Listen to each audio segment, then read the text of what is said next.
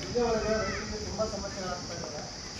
ರೈತರು ಯಾವುದೇ ಸಂದರ್ಭದಲ್ಲಿ ಫೋನ್ ಮಾಡಿದ್ರೆ ಏನಂತ ಬರೀ ಮೀಟಿಂಗ್ದಾಗ ಏನಂತ ಎಷ್ಟೋ ಜನ ಅಧಿಕಾರಿಗಳ ಫೋನ್ ಮಾಡಿದೆ ನಾವು ಇಲ್ಲಿ ಬಂದೇ ಕೆಲಸ ಮಾಡ್ಕೊಂಡು ಹೋಗ್ತಾ ಎಲ್ಲ ಕೆಲಸ ಕೊಟ್ಟು ಮಕ್ಕಳು ಮರಿ ರೈತರು ಜಮೀನು ಕೆಲಸ ಇರ್ತಾವ ಬಿತ್ತನೆ ಇರ್ತಾವ.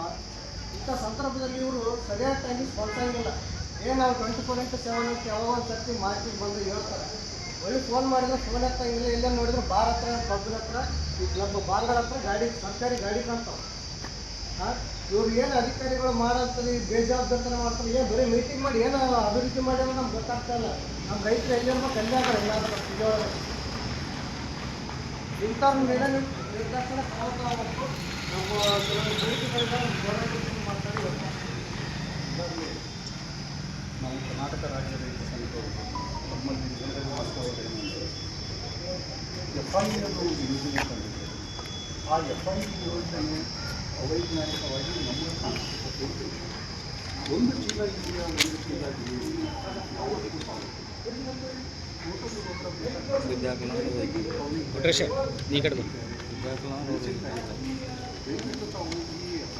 ಸರಿ ಇನ್ನಿಂದ ರೂಪಾಯಿ ಕಟ್ ಮಾಡ್ತಾರೆ.